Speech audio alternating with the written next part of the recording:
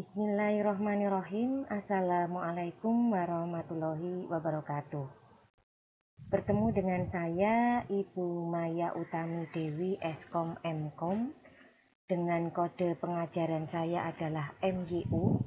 Dan untuk semester ini kebetulan saya mendapat tugas untuk mengampu mata kuliah sistem operasi.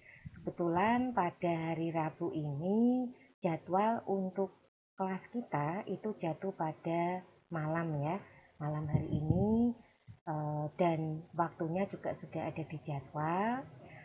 Dan mungkin sebelum saya mulai, saya akan perkenalan terlebih dahulu dengan Anda.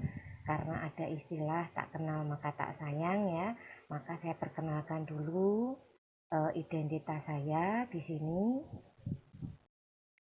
Saya akan menggunakan profil yang ada di Siakat. Jadi nama lengkap saya seperti yang ada di bagian awal tadi adalah Ibu Maya Utami Dewi.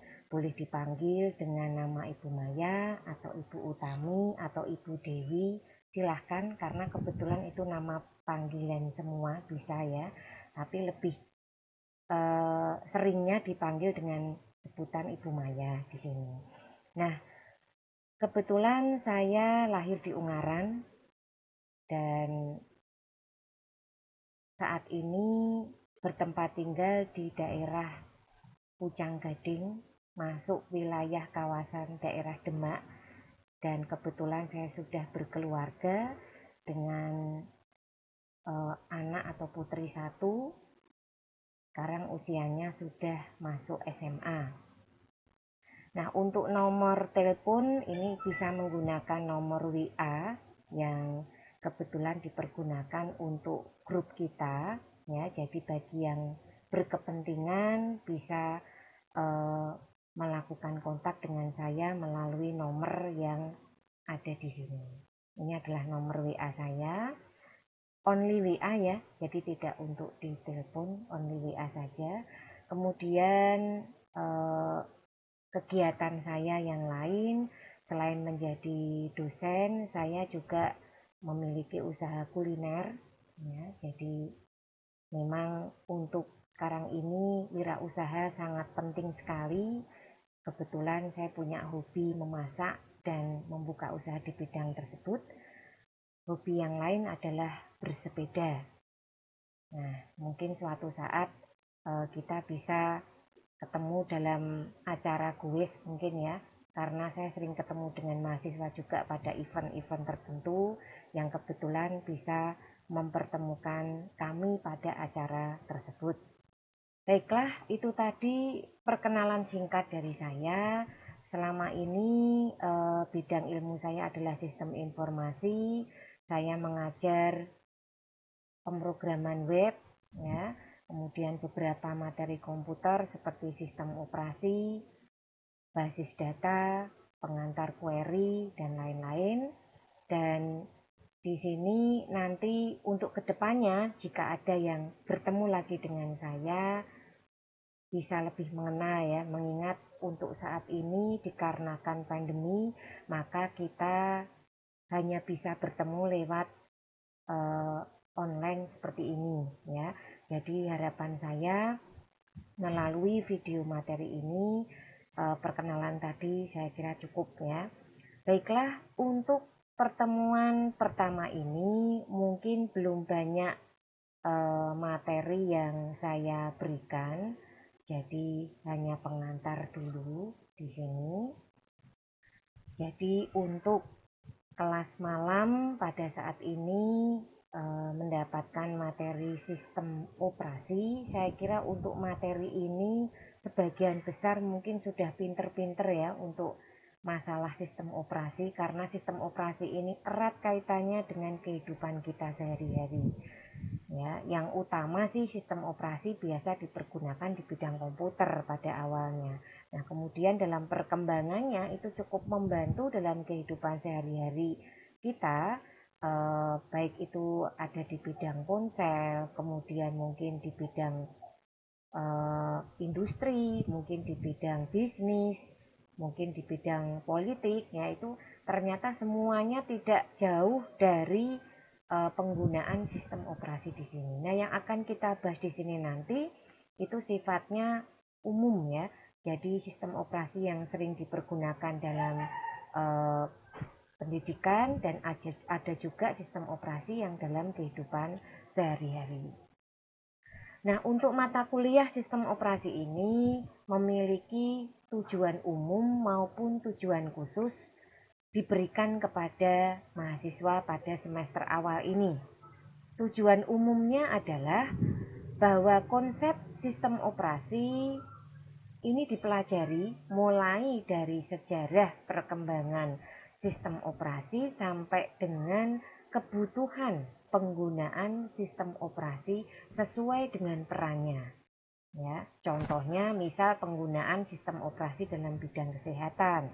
Ada lagi mungkin penggunaan sistem operasi dalam bidang pendidikan, atau mungkin penggunaan sistem operasi dalam bidang transportasi. Nah, ini nanti kita akan melihat bagaimana kebutuhan penggunaan sistem operasi tersebut sesuai dengan peran di bidangnya masing-masing. Ini tujuan umumnya. Nah, berikutnya ada tujuan khusus, di mana tujuan khusus di sini ada beberapa. Yang pertama, mahasiswa mampu memahami konsep dasar sistem operasi. Ya, jadi apa sih konsep dasar sistem operasi, itu nanti akan dijelaskan lebih lanjut. Ini diharapkan mahasiswa mampu untuk memahami hal tersebut. Kemudian yang kedua, mahasiswa mampu memahami komponen dan teknologi sistem operasi. Ini penting ya. Jadi teknologi yang sekarang yang dipergunakan itu apa saja? Ini wajib bagi mahasiswa untuk tahu. Nah, kemudian yang berikutnya, mahasiswa mampu menjelaskan fungsi dari sistem operasi. Sebetulnya apa sih fungsi-fungsinya selama ini dalam kehidupan kita, mungkin dalam membantu pekerjaan manusia, seperti itu ya. Ini bisa dilihat nanti di materi penjelasan fungsi dari sistem operasi. Dan yang berikutnya, mahasiswa dapat mengkonfigurasi dan mengelola berbagai macam sistem operasi. Ini harapan final yang khusus ya. Jadi seandainya nanti ada praktek, ada waktu untuk praktek, maka diminta untuk mempraktekkan bagaimana ketika Anda menginstal salah satu sistem operasi ya yang dipakai mungkin dalam keseharian seperti itu. Nah, ini tujuan khususnya. Berikutnya ini beberapa poin materi ya yang akan disampaikan pada sistem operasi. Jadi yang pertama itu mengenai pengertian dasar dari sistem operasi. Yang kedua, fungsi dan tujuan dari sistem operasi. Kemudian yang ketiga, jenis-jenis sistem operasi. Yang keempat, komponen utama sistem operasi. Dan yang terakhir, perkembangan sistem operasi. Nah, kita lihat dulu dari sisi pengertian sistem operasi. Pengertian sistem operasi secara umum. Di sini disebutkan bahwa sistem operasi secara umum adalah suatu sistem yang terdiri atas komponen-komponen kerja dan memuat metode kerja yang digunakan untuk memanfaatkan mesin. Ini secara teknik ya, kalau dilihat pengertian sistem operasi secara umum. Nah, kemudian pengertian yang lain, OS itu merupakan interface antara user dan hardware, yang berarti menyediakan mekanisme kepada end user untuk menggunakan utilitas yang telah disediakan. Jadi pengertian yang pertama ini kalau kita lihat lebih mengarah kepada teknis ya, kepada mesin dari sistem operasi yang menggunakan mesin tersebut. Kemudian kalau yang pengertian kedua ini lebih kepada peran OS sebagai media interface di sini antara user dan hardware. Ya. Nah, kemudian yang ketiga, end user tidak mau tahu akan detail proses yang melibatkan hardware. sehingga end user hanya berinteraksi via aplikasi yang disediakan. Nah, jadi pengertian yang ketiga ini lebih mengarah kepada tugas SO atau sistem operasi sebagai software di sini, dan dia tidak mau melihat detail proses yang ada di hardware. Dia hanya berinteraksi melalui atau melewati aplikasi-aplikasi yang telah disediakan. Nah, berikutnya itu tadi pengertian dari sistem operasi. Berikutnya kita lihat kepada fungsi dasar sistem operasi. Kita perhatikan di sini ada bagan di mana user ya itu mengakses sistem operasi mengendalikan komputer yang dianggap dalam tanda petik sebagai mesin di sini atau hardware, yang dimana dalam pelaksanaannya itu mesin tadi menambahkan ada listrik, ada perintah di command from dan pengetahuan. Ya, ini yang merupakan gambaran dari fungsi dasar sistem operasi. Sehingga bisa disederhanakan menjadi 4 fungsi. Yang pertama, menjembatani hubungan antara hardware dan program aplikasi yang dijalankan oleh user. Ini fungsi yang pertama. Kemudian yang kedua, mengatur dan mengawasi penggunaan hardware oleh user dari berbagai program aplikasi. Ya, jadi selain menjembatani, yang kedua sebagai pengatur dan pengawas.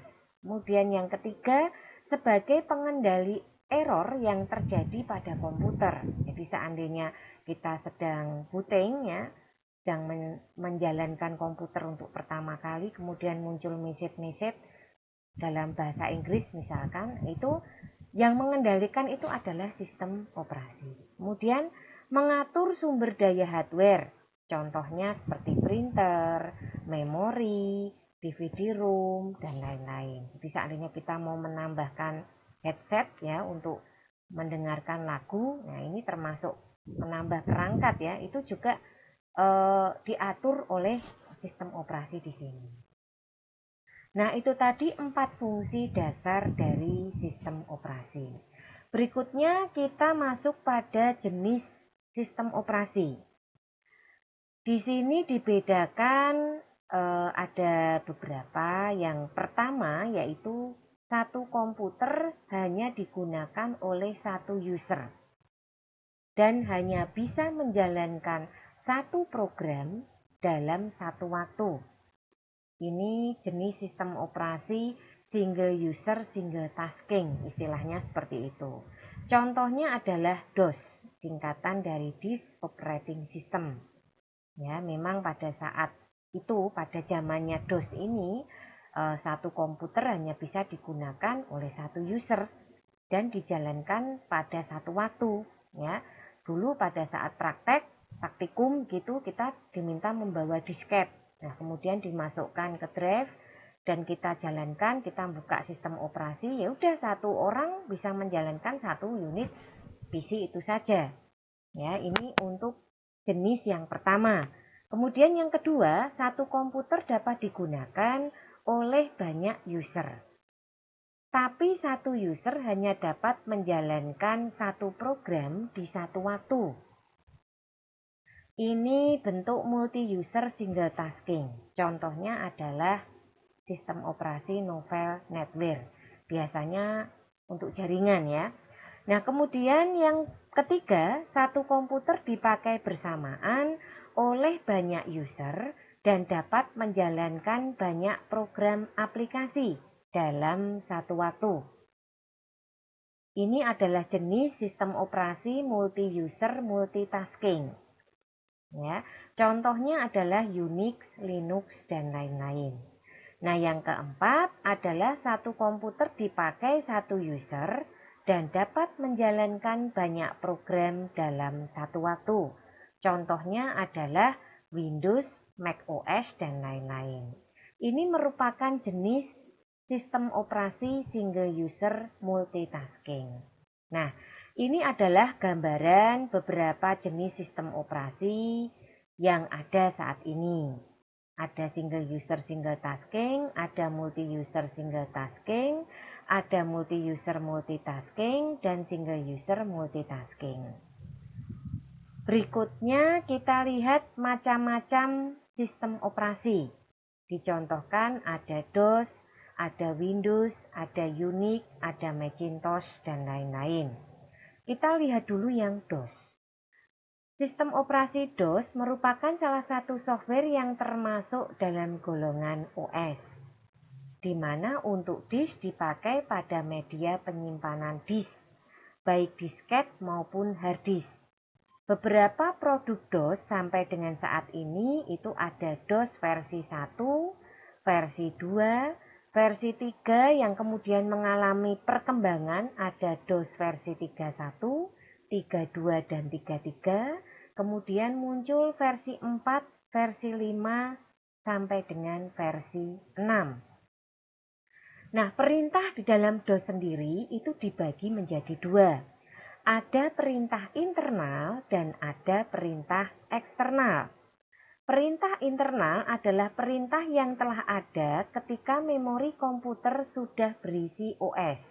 Contohnya dir, copy, del, ren, type, prom, mkdir, chdir, rmdir. Ini adalah fungsi-fungsi untuk membuat direktori, ya. Sedangkan di sini ini adalah perintah untuk menampilkan file, copy untuk mengcopy, del untuk menghapus, ren untuk mengganti nama, tipe untuk melihat tipe dari file, prom itu untuk mengubah ini ya, drive ya, seperti itu. Nah, kemudian perintah eksternal. Perintah eksternal adalah perintah yang memerlukan suatu file untuk memproses perintah tersebut. Contohnya di sini tadi ada label, tree, del tree, format, disk copy, xcopy, dan lain-lain. Nah, perintah internal dan eksternal ini yang nanti akan dipergunakan ketika Anda menggunakan sistem operasi DOS. Ya, jadi harus paham penggunaan perintah ini. Kapan kita menggunakan perintah internal dan kapan Anda menggunakan perintah eksternal. Sistem operasi berikutnya adalah Windows. Windows di sini merupakan OS pertama yang diperkenalkan sekitar tahun 80-an. Semula sistem operasi Windows ini diperkenalkan dengan nama Interface Manager. Pemakaian OS pada awalnya tidak terlalu menarik.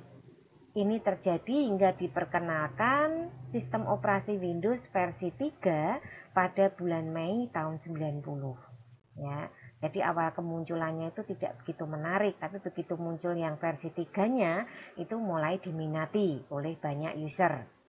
Keunggulan dari Windows, tampilan grafik yang lebih menarik karena berbasiskan GUI. GUI ini singkatan dari Graphical User Interface. Sebagai contoh, seandainya kita ingin membuat sebuah lingkaran atau kotak, kita tinggal klik saja template-nya, kemudian kita dragging, letakkan di tengah, tinggal kita tentukan mau sebesar apa, ya, bentuk lingkaran ataupun kotak yang kita buat tadi. Ini adalah versi GUI, di mana semuanya sudah berbasis visual. Ada gambar-gambar yang memvisualisasikan apa yang kita inginkan. Contohnya, ingin menyimpan ya dikasih gambar disket, disk ya. Kemudian ingin mengcopy ya dikasih gambar kopian 2 lembar seperti itu. Kemudian mungkin ingin mencetak hasil file dikasih gambar printer. Nah, ini kan bentuk-bentuk yang berbasis GUI seperti ini. Kemudian adanya standarisasi proses, artinya user akan lebih mudah menggunakan tanpa perlu menghafal seperti pada saat kita pakai DOS tadi. Kalau DOS memang mau tidak mau ada sedikit kita menghafal beberapa perintah. Tetapi untuk Windows ini tidak perlu karena sudah diwakili dalam bentuk gambar-gambar yang mudah dipahami tadi. Kemudian proses artinya dengan memakai OS ini suatu data dapat dipakai bersama dan dapat dipindahkan dari satu aplikasi ke aplikasi lainnya dengan mudah. Investasi yang menarik artinya semakin banyak produk software yang mendukung sistem operasi ini. Fasilitas multithreading dan preemptive multitasking sehingga kinerja multitasking lebih responsif. Dengan fasilitas ini, beberapa program itu dapat dijalankan secara bersamaan. Sebagai contoh, Anda membuka browser Chrome misalkan. Di lain waktu Anda menjalankan aplikasi VB misalkan. Di lain waktu juga Anda mungkin sedang menjalankan aplikasi lagu. Ya, jadi Anda sedang mendengarkan lagu dan ini bisa dijalankan secara bersamaan beberapa program ini dengan Windows. Ya, ini keunggulannya. Nah, berikutnya ada sistem operasi mobile. Sistem operasi mobile adalah software utama yang melakukan manajemen dan kontrol terhadap hardware secara langsung serta manajemen dan mengontrol software lain sehingga software lain dapat bekerja. Ya, jadi dia melakukan manajemen dan kontrol terhadap hardware serta manajemen. Kemudian sistem operasi mobile ini akan bertanggung jawab dalam mengoperasikan berbagai fungsi dan fitur yang tersedia dalam perangkat ponsel.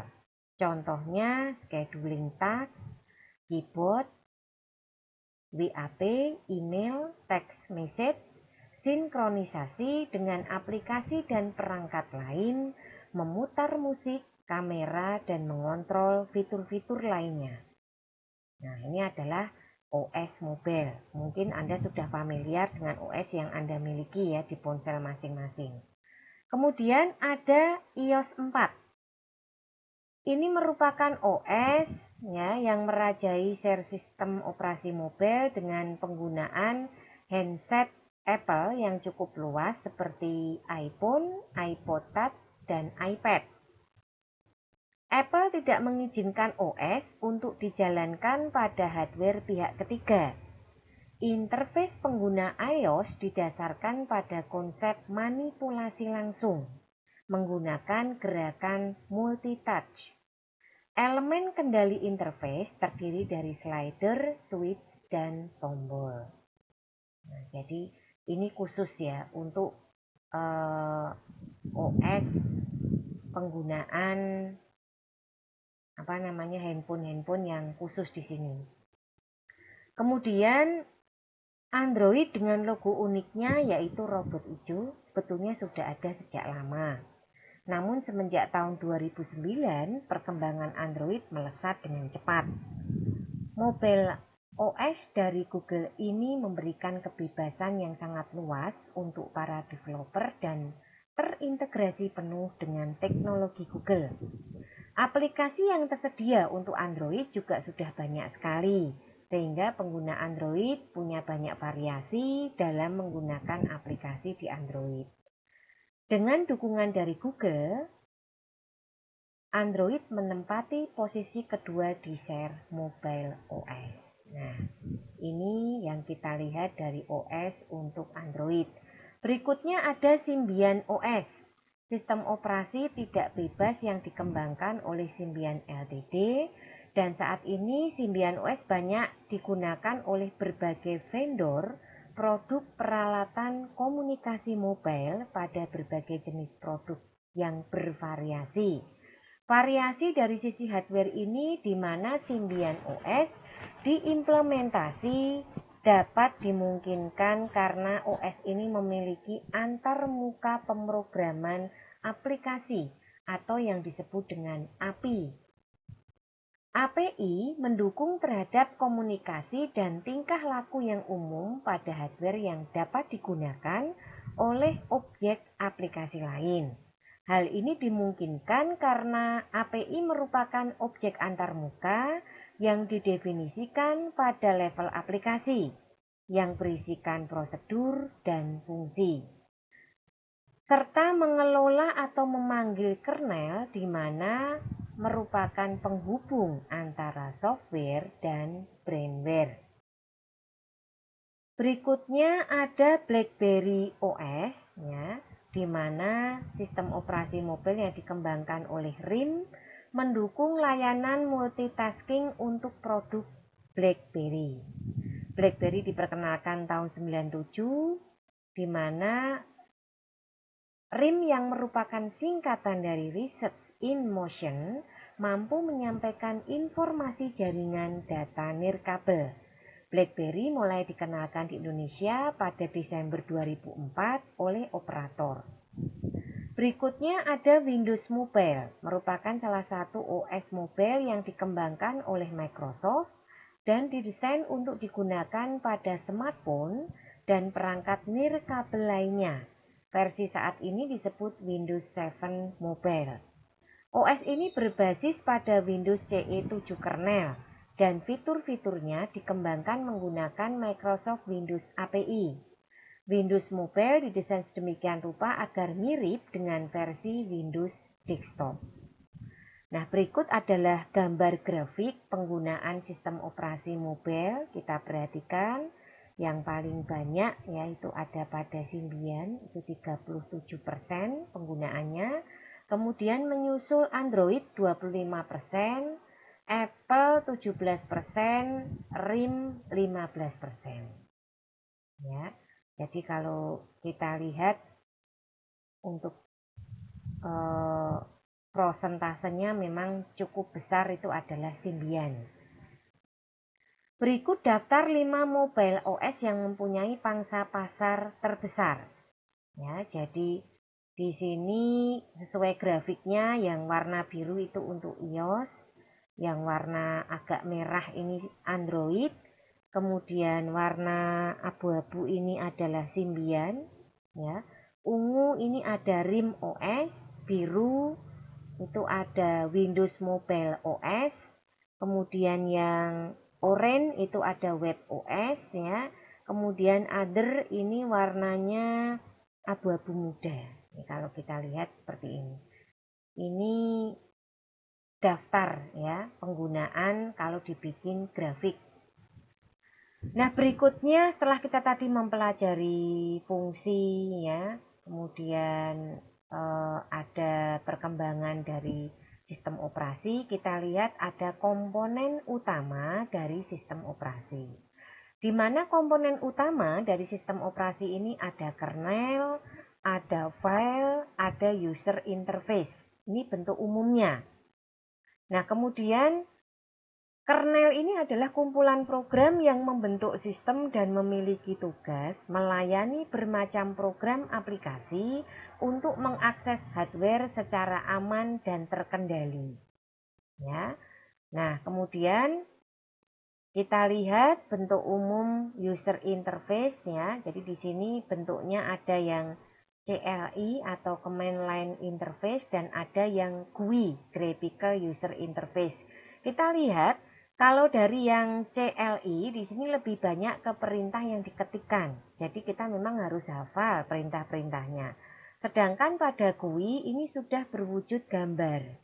Ya, sudah berwujud visual. Jadi kita tinggal mengklik, tinggal memilih kita itu mau bikin apa, ya. Jadi ini bentuk umum dari user interface. Nah, ini adalah komponen utama dari sistem operasi. Nah, lanjutannya untuk kernel sendiri, ini kategorinya dibedakan ada monolitik, ada mikrokernel, ada hybrid, dan ada exokernel. Ini kalau kita lihat. Masing-masing dengan kategorinya masing-masing ya. Jadi kalau untuk monolitik itu ya hanya berisi kernel, software. Mikrokernel itu ada server, ada server, ada software.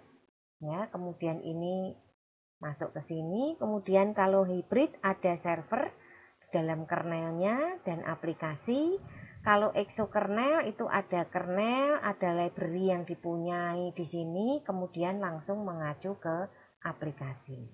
Nah, itu tadi beberapa penjelasan ya, pengantar sedikit mengenai eh, sistem operasi pada malam hari ini. Harapan saya paling tidak Anda semua sudah punya gambaran apakah sistem operasi itu secara teoritis ya. Karena yang kita tahu mungkin selama ini secara praktek. Anda paham apa sih contohnya Windows itu, apa sih contohnya Linux itu, seperti apa itu Anda tahu gambarannya. Tapi pengertiannya seperti fungsinya dalam kegunaannya di kaitan dengan hardware, software, dan yang lainnya ya. Kemudian kedudukannya sendiri, ini harus kita pahami secara teoritis juga. Nah, jadi saya kira cukup untuk materi pengantar ini, tidak usah banyak-banyak. Jangan lupa pada akhir materi itu saya selalu memberikan kuis ya. Untuk kuis ini nanti silahkan Anda jawab di akhir ini ya, perkuliahan. Menjawabnya di kolom komentar YouTube. Ya, silahkan nanti kan ini saya upload di Siakat, kemudian saya kasih link YouTube-nya. Silahkan dibuka, di situ ada kolom komentar. Silahkan jawab kuis pada malam hari ini di kolom komentar YouTube channel tersebut. Nanti untuk masing-masing anak itu langsung saya nilai hasil jawaban kuisnya. Jadi ini sekaligus perkenalan perdana kita ya. Jadi ada nilai perdana juga yang langsung Anda dapatkan, sehingga pada perkuliahan ini saya bisa melihat sejauh mana pemahaman Anda terhadap materi yang saya berikan. Untuk kuisnya ada 5 pertanyaan, tolong dijawab sesuai pertanyaannya saja, tidak usah terlalu banyak, yang simpel tapi pas ya. Jadi yang pertama jelaskan pengertian sistem operasi secara umum, yang kedua sebutkan macam-macam sistem operasi ya. Ini mungkin Anda bisa menyebutkan 2 atau 3 saja. Kemudian sebutkan 2 jenis perintah di dalam OS. Sebutkan 2 fungsi dasar OS, saya hanya minta 2. Sebutkan 2 keunggulan Windows. Ya. Oke, silahkan ini nanti dijawab pada kolom komentar YouTube channel. Kira-kira itu saja yang bisa saya berikan pada malam hari ini. Sekali lagi salam perkenalan kepada seluruh mahasiswa kelas malam untuk mata kuliah sistem operasi malam ini. Semoga apa yang saya berikan bisa cukup dipahami. Bila ada pertanyaan bisa langsung diberikan di grup ataupun japri langsung kepada saya. Sekali lagi terima kasih. Mohon maaf jika mungkin dalam penyampaian materi tadi ada hal yang kurang berkenan. Wassalamualaikum warahmatullahi wabarakatuh.